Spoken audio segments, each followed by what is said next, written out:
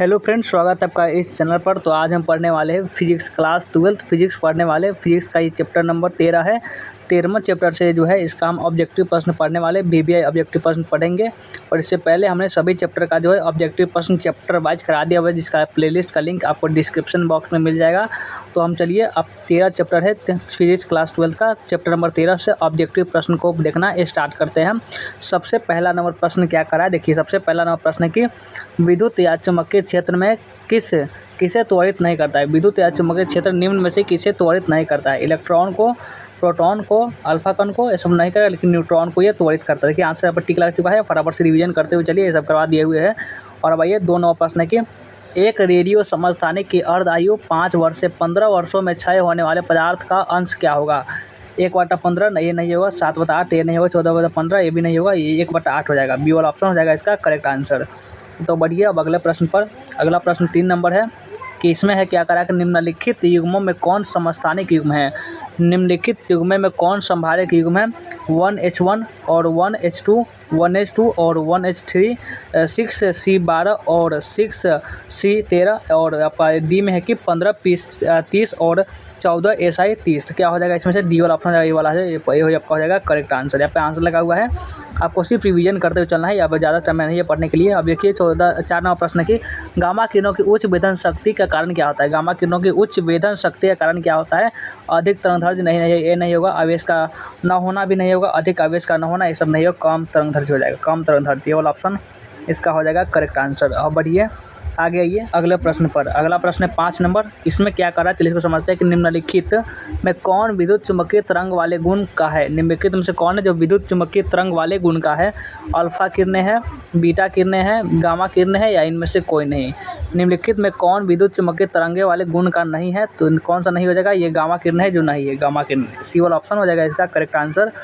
तो बढ़िया, अब अगला प्रश्न पर। अगला प्रश्न है 6 नंबर की। गामा किरणों को होता है, गामा किरणों का क्या होता है, शून्य आवेश और शून्य द्रव्यमान होता है। एकांक धन आवेश और शून्य द्रव्यमान होता है। एकांक ऋण आवेश और शून्य द्रव्यमान होता है, या शून्य आवेश और परिसीमित द्रव्यमान। आखिर क्या होता है, जल्दी से बताइए कि गामा किरणों का क्या होता है। तो शून्य आवेश और शून्य द्रव्यमान ये होता है गामा किरणों का होता है। ये वाला ऑप्शन होता है इसका, ये वाला ऑप्शन करेक्ट आंसर। और अब बढ़िए अगला प्रश्न पर। अगला प्रश्न पर आइए, 7 नंबर प्रश्न है। देखिए इसको पढ़िए, समझिए कि निम्नलिखित विद्युत चुम्बकीय तरंगों में किसका तरंगदैर्घ्य सबसे छोटा होता है। निम्नलिखित विद्युत चुम्बकीय तरंगों में किसका तरंगदैर्घ्य सबसे छोटा होता है। अवरक्त किरणें का, दृश्य किरणें का, गामा किरणें का, या रेडियो किरणें का, किसका तरंगदैर्घ्य सबसे छोटा होता है। तो ये गामा किरणों का तरंगदैर्घ्य होता है, वह सबसे छोटा होता है। सी वाला ऑप्शन होता है इसका करेक्ट आंसर। 8 नंबर प्रश्न है कि जब कोई रेडियो सक्रिय तत्व अल्फा कण उत्सर्जित करता है तो इसका द्रव्यमान संख्या क्या होता है। बढ़ती है परंतु परमाणु संख्या घटती है, या घटती है तथा इसके परमाणु संख्या भी घटती है परंतु परमाणु संख्या बढ़ती है, वही रहती है परंतु परमाणु संख्या घटती है। अब अगला क्वेश्चन है 9 नंबर की। बीटा किरणें विक्षेपित होती है। बीटा किरणें किससे विक्षेपित होती है। गुरुत्वाकर्षण क्षेत्र में, केवल चुंबकीय क्षेत्र में, केवल विद्युतीय क्षेत्र में, चुंबकीय व विद्युतीय क्षेत्र दोनों में, तो ये दोनों में होती है। डी वाला ऑप्शन हो जाएगा इसका करेक्ट आंसर।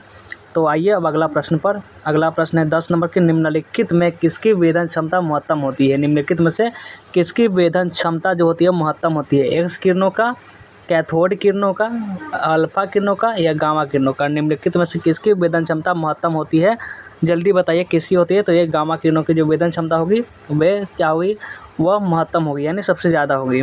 तो अब आइए अगला प्रश्न पर। अगला प्रश्न है 11 नंबर। और 11 नंबर प्रश्न में क्या करा, चलिए इसको समझते हैं। 11 नंबर प्रश्न है कि ये बीटा किरणें तेज़ी से चलने वाले क्या होते हैं। बीटा किरणें तेज़ी से चलने वाले क्या होते हैं। प्रोटॉन है, न्यूट्रॉन है, इलेक्ट्रॉन है, इनमें से कोई नहीं है। बीटा किरणें तेज़ी से चलने वाले एक इलेक्ट्रॉन होते हैं। क्या होते हैं, बीटा किरणें तेज़ी से चलने वाले एक इलेक्ट्रॉन होते हैं। सी वाला ऑप्शन हो जाता है इसका करेक्ट आंसर। और अब आइए अगला प्रश्न है 12 नंबर। 12 नंबर प्रश्न है कि रेडियो न्यूक्लियोटाइड के अपक्षय नियतांक व्युत्क्रम को कहा जाता है। रेडियो न्यूक्लाइड के अपक्षय नियतांक के व्युत्क्रम को कहा जाता है। अर्ध आयु कहा जाता है, कुल आयु कहा जाता है, औसत आयु कहा जाता है, या इनमें से कोई नहीं। रेडियो न्यूक्लियाइड के अपक्षय नियतांक के व्युत्क्रम को क्या कहा जाता है, तो इसके व्युत्क्रम को औसत आयु कहा जाता है। औसत आयु यानी सी वाला ऑप्शन रहेगा इसका करेक्ट आंसर। अब आइए अगला प्रश्न पर।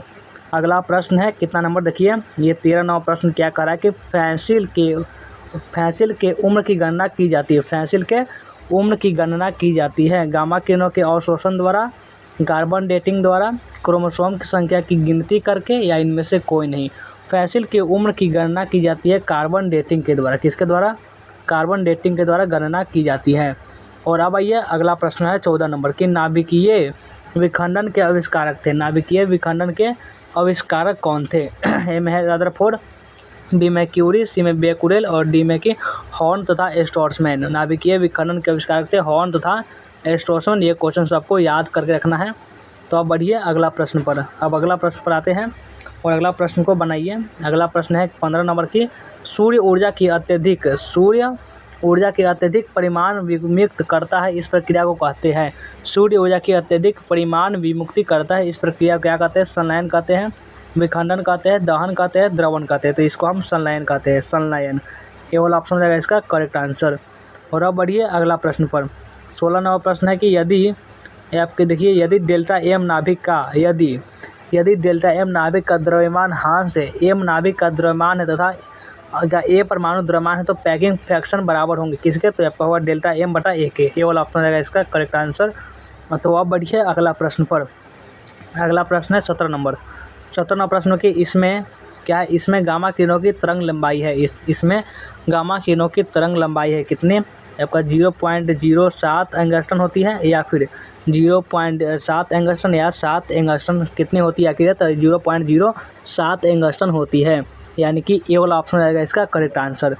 अब बढ़ते हैं अगला प्रश्न पर। 18वां प्रश्न है कि अल्फा कण पर आवेश होता है। अल्फा कण पर क्या आवेश होता है? 9.6 × 10⁻−10 ESU, या फिर 9.6 × 10⁻20 कूलम्ब, 9.6 × 10⁻10 EMU, या इनमें से कोई नहीं। अल्फा कण पर आवेश होता है तो 9.6 × 10⁻−10 ESU होता है। यहाँ तक क्लियर है? चलिए अब बढ़ते हैं अगला प्रश्न पर। अगला प्रश्न है 19 नंबर। 19वां प्रश्न है कि देखिए, 19वां प्रश्न में निम्नलिखित में से किस क्षय में परमाणु संख्या बढ़ जाती है? निम्नलिखित में से किस क्षय में परमाणु संख्या बढ़ जाती है? ए डीके में, बी डीके में, या फिर बी- डीके में, या वाई डीके में? किस में होती है आखिर? तो ये आपका -B डीके में ये हो जाती है, यानी सी वाला ऑप्शन रहेगा इसका करेक्ट आंसर। तो बढ़िए अब अगला प्रश्न पर। 20 नंबर प्रश्न करा कि निम्नलिखित में से किस क्षय के परमाणु संख्या समान रह जाती है? निम्नलिखित में से किस क्षय के परमाणु संख्या जो होती है वो समान रह जाती है? आपका ए डीके के, बी डीके के, -B डीके के, या फिर वाई डीके? तो ये वाई डीके का हो जाएगा, डी वाला ऑप्शन हो जाएगा इसका करेक्ट आंसर। और अब बढ़िए अगला प्रश्न पर अब आते हैं। देखिए कि अगला प्रश्न में क्या करा है और इसको बनाइए। अगला प्रश्न है 21 नंबर, और 21 नंबर प्रश्न में रेडियो सक्रियता की इकाई होती है।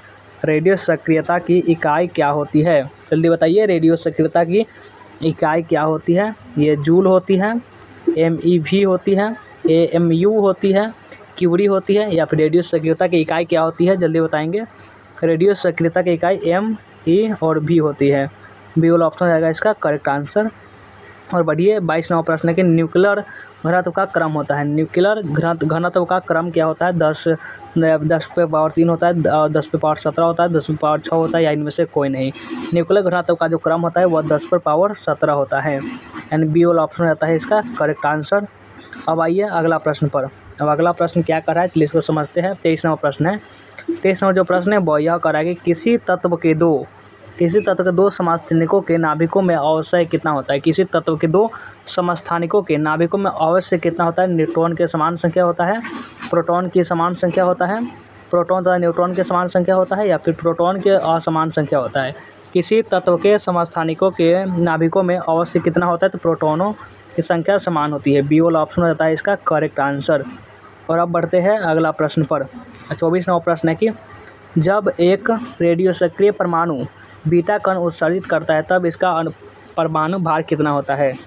जब एक रेडियो सक्रिय परमाणु बीटा कण उत्सर्जित करता है तब इसका परमाणु भार कितना होता है? नहीं बदलेगा, बदल जाएगा, 2 से बदल जाएगा, या 4 से बदल जाएगा? तो ये नहीं बदलता है। क्या करता है? ये बदलता ही नहीं है।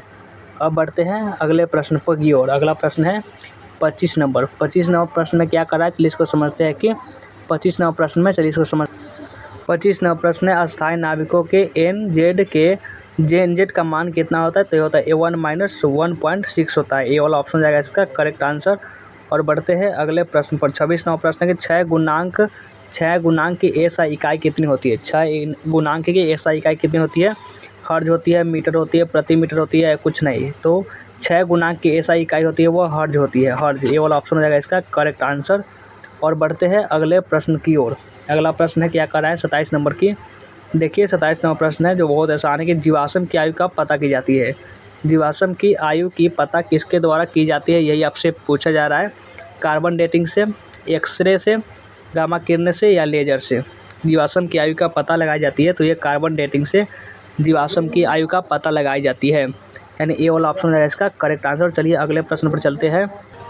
28 नंबर प्रश्न है कि सौर ऊर्जा का स्रोत होता है। सौर ऊर्जा का स्रोत होता है न्यूक्लियर विखंडन, न्यूक्लियर संलयन, ए और बी दोनों या कोई नहीं। तो सौर ऊर्जा का स्रोत न्यूक्लियर संलयन होता है, बी वाला ऑप्शन इसका हो जाता है सही आंसर। और अब आइए अगले प्रश्न पर, 2 प्रश्न और बचा हुआ है। 29 नंबर प्रश्न है कि प्रथम नाभिकीय अभिक्रिया किसके द्वारा की गई थी। प्रथम नाभिकीय अभिक्रिया किसके द्वारा की गई थी, चार्विक के द्वारा, आइंस्टीन के द्वारा, पाउली के द्वारा या रदरफोर्ड के द्वारा। तो प्रथम नाभिकीय अभिक्रिया रदरफोर्ड के द्वारा की गई थी। और अब आइए अंतिम प्रश्न है कि इनमें कौन आवेश रहित होता है। तो इनमें कौन आवेश रहित है, तो अल्फा कण नहीं, बीटा कण नहीं, आपका फोटोन कण हो जाएगा, सी वाला ऑप्शन इसका करेक्ट आंसर। चलिए वीडियो को एंड करते हैं, मिलते हैं फिर नेक्स्ट वीडियो में। वीडियो को लाइक नहीं किया तो लाइक कर लीजिएगा और चैनल को सब्सक्राइब भी कर लीजिएगा।